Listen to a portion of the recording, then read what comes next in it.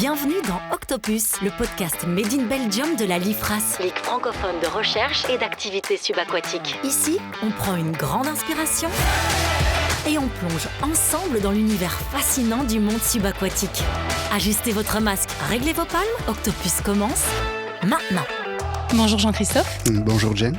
Alors Jean-Christophe, tu es moniteur fédéral, tu es archéologue de formation et tu es là aujourd'hui pour nous parler des fouilles aux grottes de Han. C'est bien ça, oui. Alors est-ce qu'on peut commencer par parler du projet de ces fouilles aux grottes de Han ? Les fouilles aux grottes de Han sont menées par une association qui s'appelle le CRAF, donc le Centre de recherche d'archéologie fluviale. Et ça fait 60 ans en fait qu'ils fouillent dans les grottes de Han, mais ça se fait sous l'eau évidemment, dans la laisse.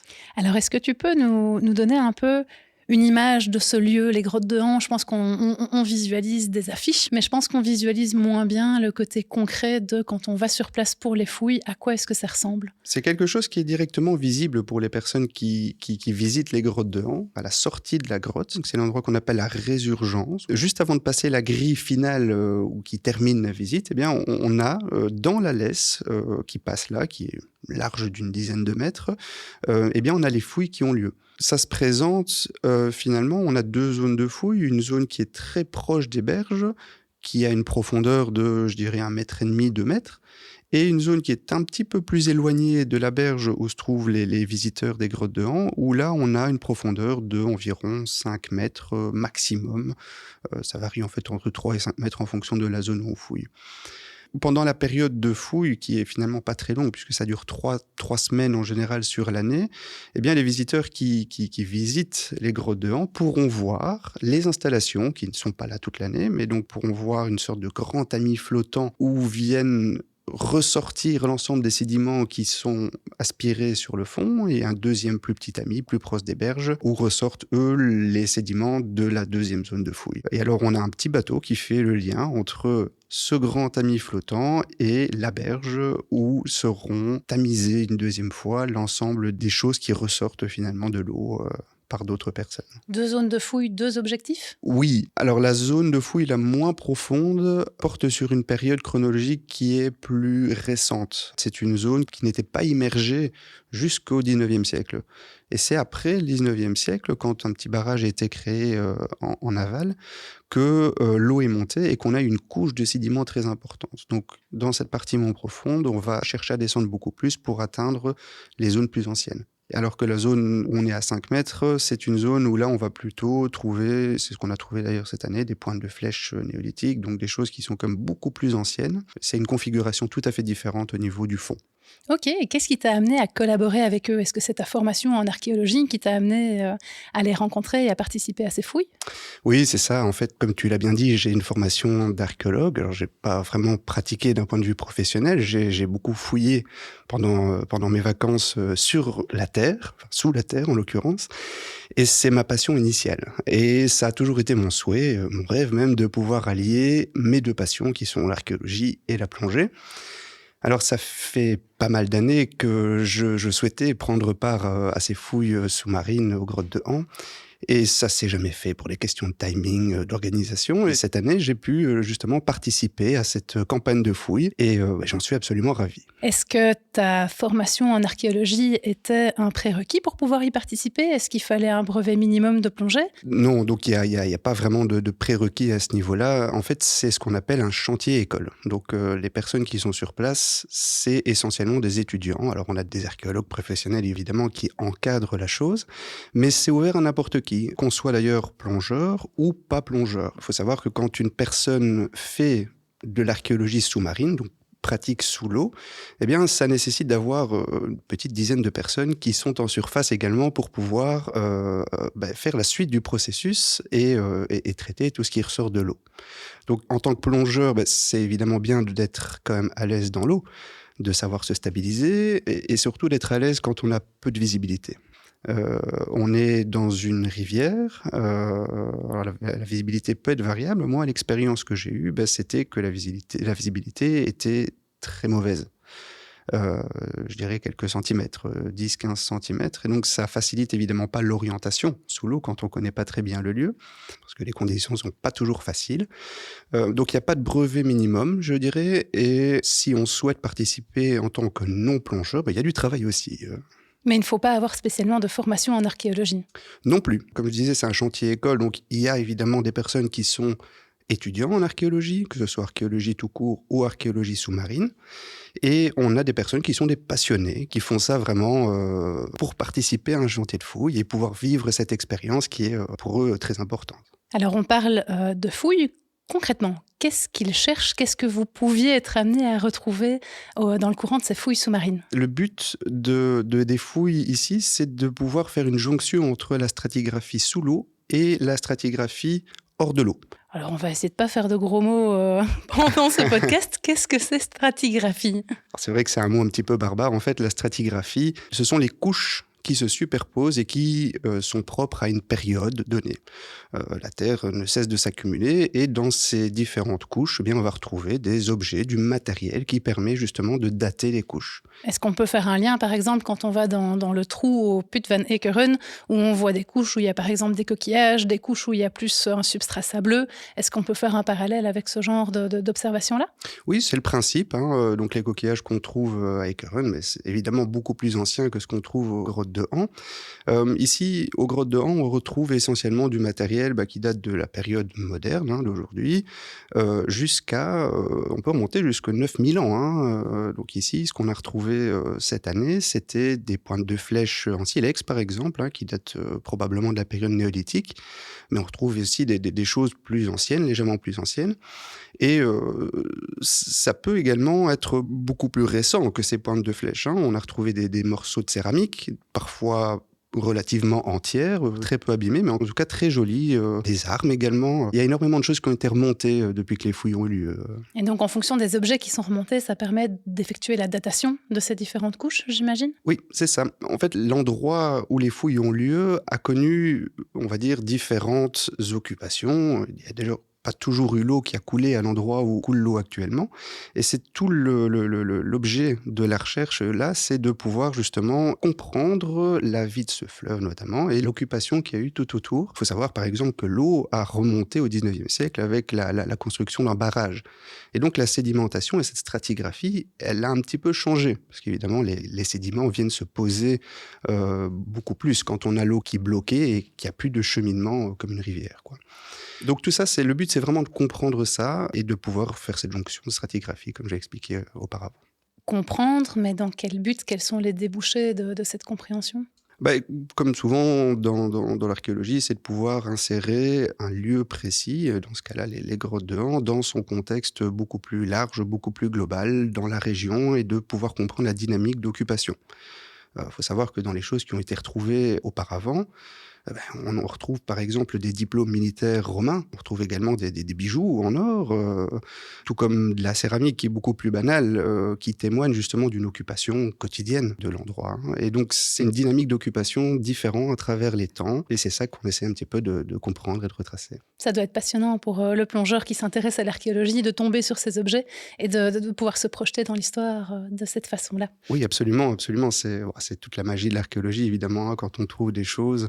Alors, en l'occurrence, ici, mon expérience à moi, puisque j'ai finalement participé à la campagne de fouilles ici, je n'ai pas une très grande expérience, mais la pratique de l'archéologie sous-marine telle que moi je l'ai vécue ici est très différente de l'archéologie telle qu'on la pratique sur Terre.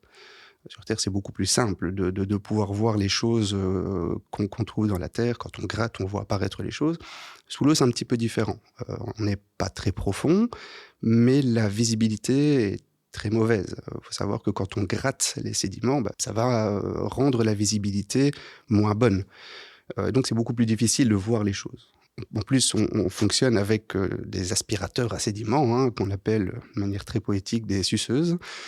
Et ces sédiments donc, sont aspirés par cet aspirateur et va envoyer finalement tout ce qui a été gratté dans un grand tamis qui est en surface. Et là, on a des personnes qui récupèrent ce qui a été sorti par cet aspirateur et qui rapatrient le tout sur la terre ferme pour pouvoir encore retamiser les choses et trouver vraiment ce qu'il y a à trouver. Est-ce que tu peux maintenant nous expliquer concrètement quand tu allais sur place et que tu faisais une plongée fouille, qu'est-ce qu'on te demandait, quel était le matériel que tu utilisais, comment se déroulait cette plongée? Alors, il faut savoir déjà qu'il y a une vingtaine de personnes qui évoluent autour de l'eau. Comment ça se passait? Il y avait un planning qui était établi et on fonctionnait par tranches, on va dire.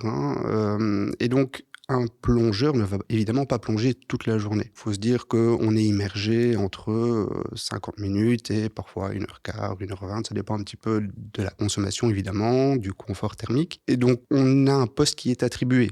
Donc, soit on va sur un site de fouille, soit on peut également faire la sécurité en tant que plongeur, parce qu'il faut savoir qu'il y a également une sécurité qui est en place. Les dangers sont les mêmes que quand on plonge. Et on peut très bien ne pas être attribué à un poste de plongée, mais faire du tamis. Donc, c'est-à-dire qu'on attend sur le bord de l'eau que les seaux arrivent et on tamise les pieds dans l'eau pour essayer de retrouver les choses qui sont ressorties.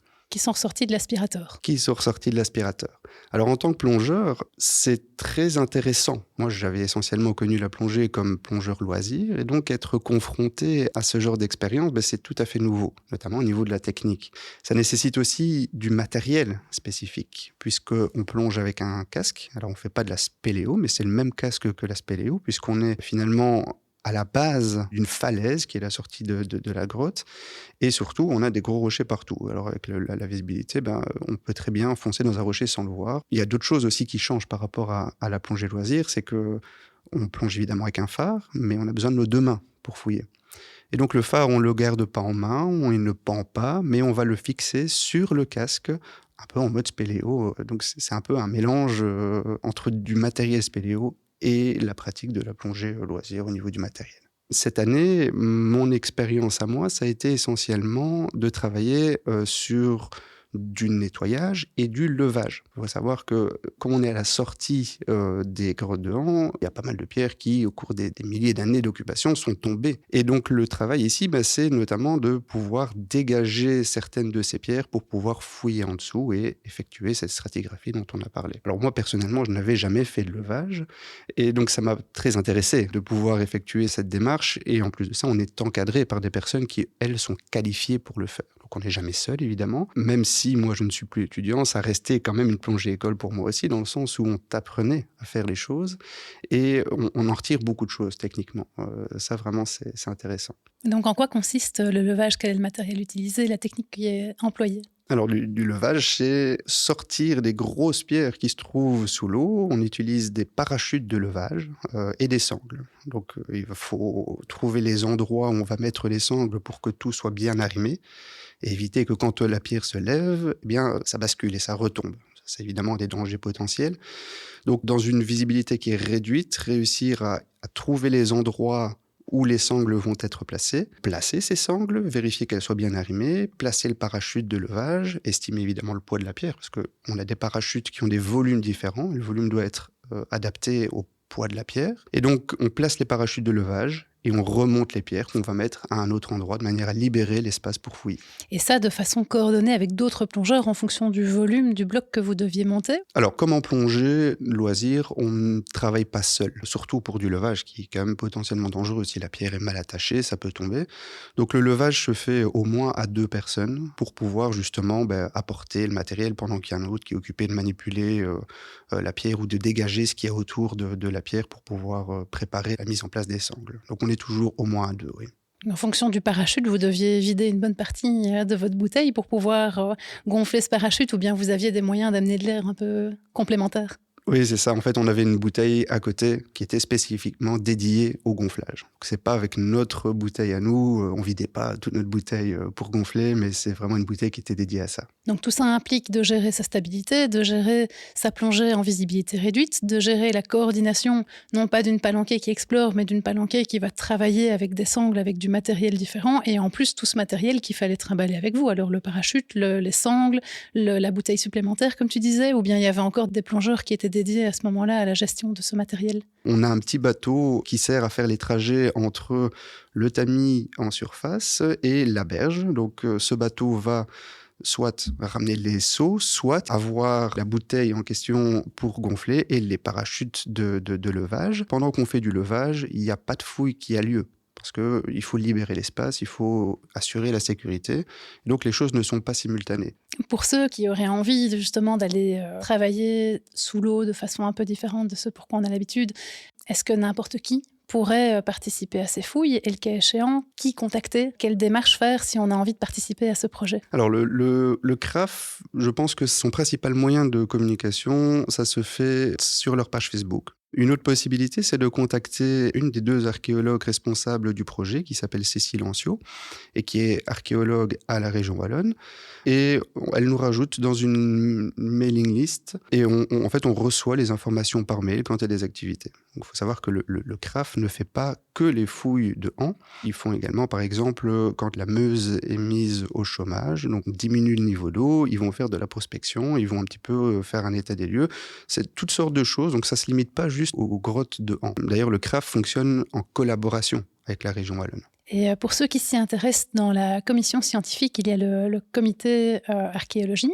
Est-ce que ça peut être aussi une source d'informations, de projets, de possibilités, en tout cas de s'intéresser au sujet et de participer peut-être à d'autres projets ? Oui, c'est ça. En fait, la personne du comité archéologie, c'est Cécile Ancio. Donc le CRAF ne fait pas partie de la LIFRAS. Il ne faut pas mélanger les deux.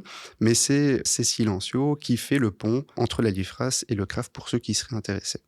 J'avais une question à poser au plongeur, archéologue de formation et passionné que tu es. Quel serait ton rêve ? Quelle forme prendrait-il pour associer ces 2 passions ? Disons que j'ai commencé à pouvoir atteindre ce rêve en combinant justement ces 2 passions. Et donc cette première expérience, c'est une manière pour moi d'atteindre ce rêve.